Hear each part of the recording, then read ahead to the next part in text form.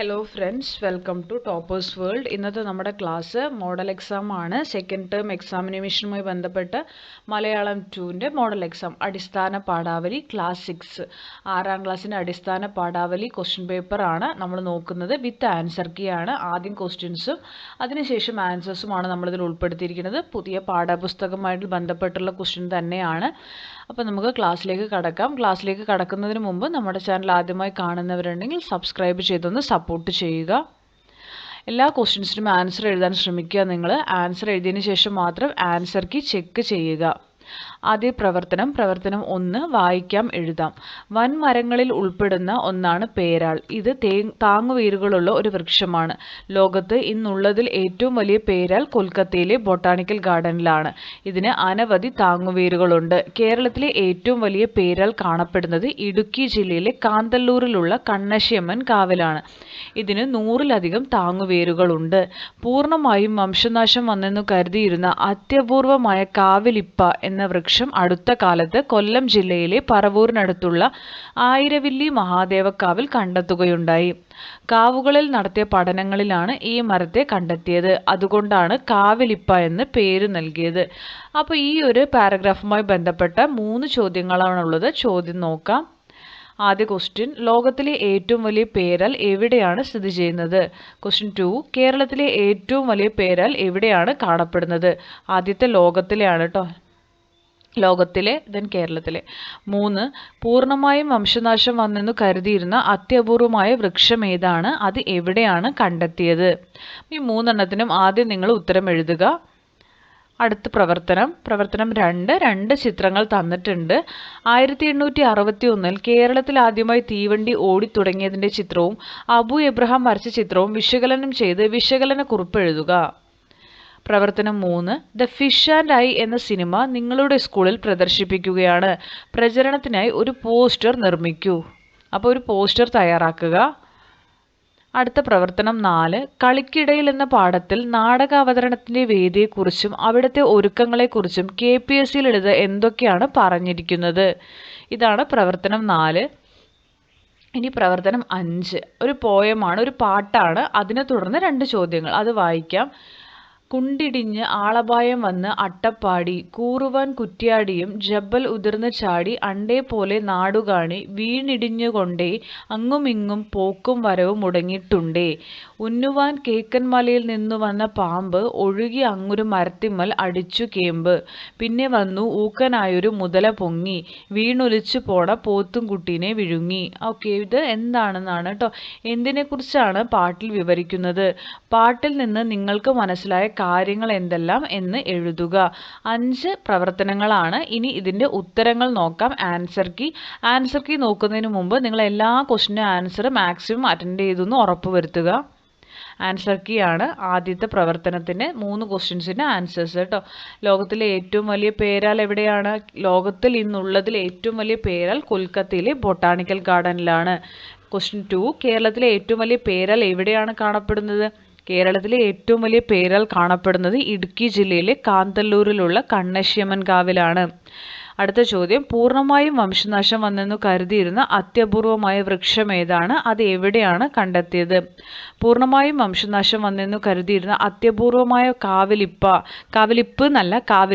എന്ന വൃക്ഷം കൊല്ലം ജില്ലയിലെ പറവൂരിനടുത്തുള്ള ആയിരവില്ലി മഹാദേവക്കാവിൽ കണ്ടെത്തുകയുണ്ടായി. അടുത്ത പ്രവർത്തനം 2 ആ ചിത്രത്തിനെ കുറിച്ചിട്ടുള്ളതായിരുന്നു. ചിത്രത്തിൽ 2 ചിത്രകാരന്മാരുടെ യാത്രാനുഭവങ്ങളാണ് വിവരിക്കുന്നത്. ബേപ്പൂരിലെ ആവിവണ്ടി. 1861 ബേപ്പൂരിൽ നിന്ന് ആദ്യമായി ആവിവണ്ടി ഓടിത്തുടങ്ങിയതിനെ അടിസ്ഥാനമാക്കിയുള്ള ഒരു സാങ്കല്പിക വിവരണമാണിത്. ഭയങ്കരമായ ശബ്ദവും കറുത്ത പുകയും കാരണം നായ്ക്കളും കോഴികളും പക്ഷികളുമെല്ലാം പേടിച്ച് ചിതറിയോടുന്നതായാണ് വിവരണം.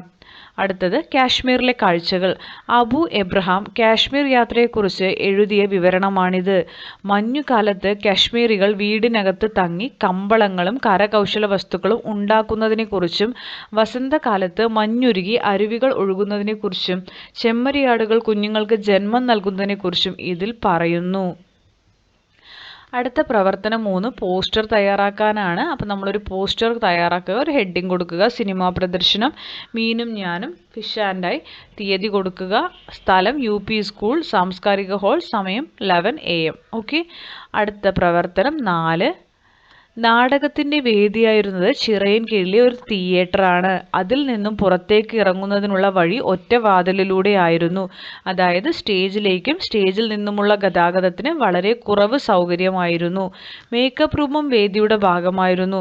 അണിയറയിൽ തയ്യാറാകുന്ന അണികൾക്ക് ആൺ പെൺ ഭേദമന്യേ ആ വാതിലിലൂടെയാണ് അരങ്ങിലേക്ക് വരേണ്ടത്.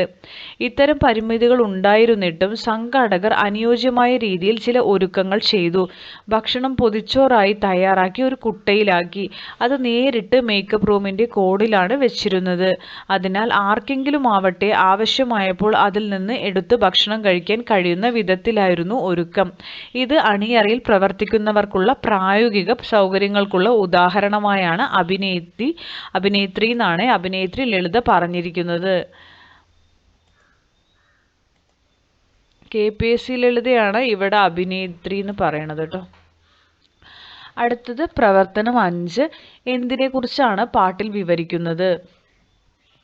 ഉത്തരം: പാട്ടിൽ വിവരിക്കുന്നത് കേരളത്തിലെ വിവിധ പ്രദേശങ്ങളിൽ സംഭവിച്ച വലിയ മഴയും അതിൻ്റെ ഭാഗമായി ഉണ്ടായ വെള്ളപ്പൊക്കവും അതിനാൽ സംഭവിച്ച നാശനഷ്ടങ്ങളുമാണ്.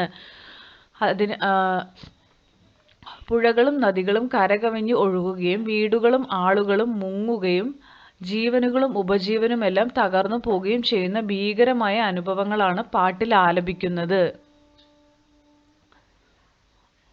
ഇനി നമുക്കുള്ളത് ഇതിൻ്റെ സബ് ക്വസ്റ്റ്യൻ ആണ്.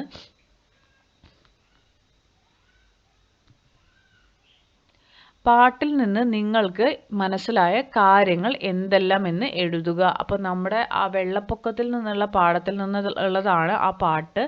അതിൽ നിന്ന് നിങ്ങൾക്ക് എന്താണ് മനസ്സിലായതെന്ന് എഴുതാൻ വേണ്ടിയാണ് ഈ ചോദ്യം. ഉത്തരം നോക്കാം. പാട്ടിലൂടെ നമുക്ക് മനസ്സിലാകുന്നത് പ്രകൃതി ദുരന്തങ്ങൾ എത്രത്തോളം മനുഷ്യജീവിതത്തെ ബാധിക്കുന്നു എന്നതും ദുരന്ത സമയത്തെ ഭീതിയും ആശങ്കയും സമൂഹത്തിൽ ഉണ്ടാക്കുന്ന ആഘാതവുമാണ്. വെള്ളപ്പൊക്കത്തിൻ്റെ പ്രകോപനം വ്യക്തമായ ഘടകങ്ങളായി പാട്ടിലുണ്ട്. താഴ്ന്ന പ്രദേശങ്ങളിൽ വെള്ളക്കയറ്റം എന്ന് മതി, വെള്ളം കയറ്റം എന്ന് വേണ്ട. ഇത് വേണമെങ്കിൽ വെള്ളം തന്നെ എഴുതാം, അല്ലെങ്കിൽ വെള്ളക്കയറ്റം, മൃഗങ്ങൾക്കുണ്ടാകുന്ന സ്വഭാവമാറ്റം, യാത്രാമാർഗങ്ങൾ തകർക്കപ്പെടൽ എന്നിവ പാട്ടിലൂടെ കൈവരുന്നു. ഇത് കേവലം ഒരു പാട്ടല്ല, ഒരു സാമൂഹിക ആഖ്യാനമാണെന്നും ഈ പാട്ട് നമ്മെ ബോധ്യപ്പെടുത്തുന്നു. അപ്പോൾ പ്രവർത്തനം 5 വരെയുള്ള എല്ലാ ചോദ്യങ്ങളുടെ ഉത്തരങ്ങളും നമ്മൾ പറഞ്ഞിട്ടുണ്ട്. അപ്പോൾ നിങ്ങൾ എന്ത് ചെയ്യുക, ആദ്യം എല്ലാ ക്വസ്റ്റ്യൻസും വായിച്ചു നോക്കുക, എല്ലാ ക്വസ്റ്റ്യൻസിൻ്റെ ആൻസർ മാക്സിമം എഴുതാൻ ശ്രമിക്കുക. നിങ്ങൾക്ക് അറിയണതെല്ലാം നിങ്ങൾ എഴുതുക, മാർക്ക് നോക്കണ്ട, എല്ലാം എഴുതി നോക്കുക. കിട്ടുന്നുണ്ടോ, കിട്ടുന്നില്ലെങ്കിൽ ആ ഭാഗം നല്ല രീതിയിൽ ഒന്ന് പഠിക്കുക കേട്ടോ. അവസാനത്തെ 2 യൂണിറ്റ് അല്ല, ഓണപരീക്ഷയ്ക്ക് ഏതൊക്കെ യൂണിറ്റ് ഉണ്ടായിരുന്നോ ആ യൂണിറ്റുകൾ കഴിച്ച് ഇപ്പം നിങ്ങൾക്ക് എവിടെ വരെയാണ് സ്കൂളിൽ എടുത്ത് നിൽക്കുന്നത് അതുവരെ എല്ലാവരും പഠിക്കാൻ ശ്രമിക്കുക. അപ്പോൾ ക്ലാസ്സിൽ ഇഷ്ടപ്പെടുന്നെങ്കിൽ ലൈക്ക് ചെയ്യുക, ഷെയർ ചെയ്യുക, സബ്സ്ക്രൈബ് ചെയ്യുക. എല്ലാ സബ്ജക്ട്സിൻ്റെയും മോഡൽ എക്സാം ക്വസ്റ്റ്യൻ പേപ്പറും ആൻസർ കീയും നമ്മുടെ ചാനലിൽ അവൈലബിൾ ആയിരിക്കും. എല്ലാവരും കാണാൻ ശ്രമിക്കുക. Thank you for watching.